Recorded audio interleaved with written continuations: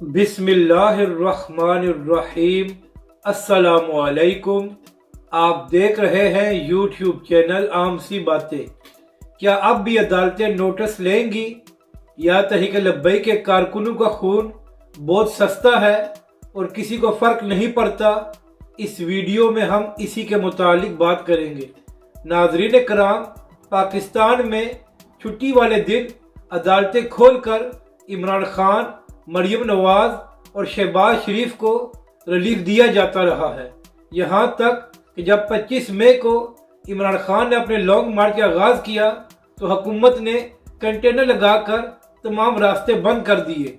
इसके बाद इमरान खान ने अदालत से रुजू किया और सिर्फ चंद घंटों में इमरान खान को रिलीफ मिल गया और अदालत ने हुकूमत को आर्डर दिया कि तमाम रास्ते खोले जाएं ताकि पीटीआई के लोग आगे बढ़ सके।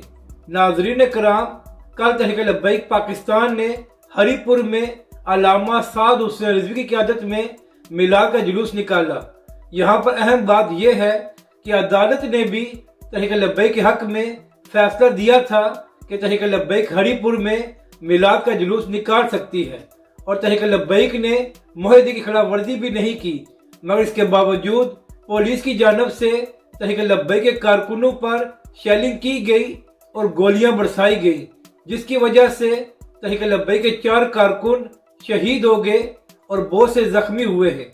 अब यहाँ पर सवाल ये पैदा होता है कि क्या अदालत हुकूमत से जवाब मांगेगी कि जब अदालत ने तहरीक लब्बैक को इजाज़त दी थी और तहरीक लब्बैक ने किसी मुआहदे की खिलाफ वर्जी नहीं की, तो फिर पुलिस की जानब से तहरीक लब्बैक के कारकुनों को गोलियां मारकर क्यों शहीद किया गया? या फिर तहरीक लब्बैक के कारकुनों का खून बहुत सस्ता है और चाहे तहरीक लब्बैक के कारकुन शहीद होते रहे, किसी को फर्क नहीं पड़ता?